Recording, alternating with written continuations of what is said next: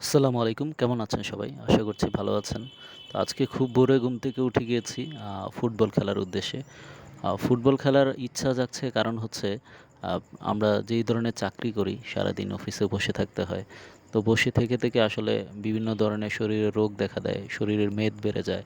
আ এই ধরনের যেহেতু আমরা বসে কাজ করি, সেই ক্ষেত্রে আমাদের সকলেরই উচিত প্রতিদিন নিয়মিত কিছু এক্সারসাইজ করা বা হাঁটা বা কোনো খেলাধুলার সাথে সম্পৃক্ত থাকা। তো আমাদের যে এরিয়াতে আছি এটা হচ্ছে শরীয়তপুরে। তো এখানে সকালে নিয়মিত ওনারা খেলাধুলা করে। আমি নিয়মিত খেলি না কিন্তু মাঝে মাঝে আসি, শুক্র শনিবারে আসি অথবা যেদিন ছুটির সরকারি ছুটির দিন থাকে সেদিন ওনাদের সাথে খেলতে আসি। আর এমনিতে প্রতিদিন নিয়মিত করে এক্সারসাইজ করার ট্রাই করি। কারণ হচ্ছে শরীর সুস্থ থাকতে হলে এই কাজগুলো আমাদের প্রত্যেকেরই করা উচিত। নিয়মিত হাঁটা বা এই খেলাধুলার সাথে সম্পৃক্ত থাকা।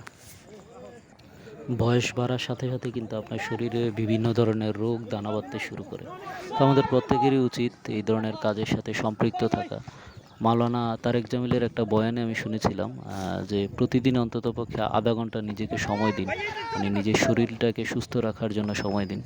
যদি বিভিন্ন ব্যায়াম না করেন বা বিভিন্ন ধরনের হাঁটা বা খেলাধুলার সাথে সম্পৃক্ত না থাকেন, তাহলে আপনার সুস্থ থাকার কোনো অধিকার নেই। ওনার বয়ানটা ছিল এরকম। তো সবাই নিজে যতটুকুই পারেন নিজের অ্যাঙ্গেল থেকে ট্রাই করবেন কিছু একটা করার জন্য সুস্থ থাকতে। আর পরিমিত পরিমাণে খাওয়া উচিত। ফ্যাট জাতীয় খাবারগুলা বয়স বাড়ার সাথে এভয়েড করা উচিত। মিষ্টান্ন জাতীয় খাবারগুলো এভয়েড করা উচিত।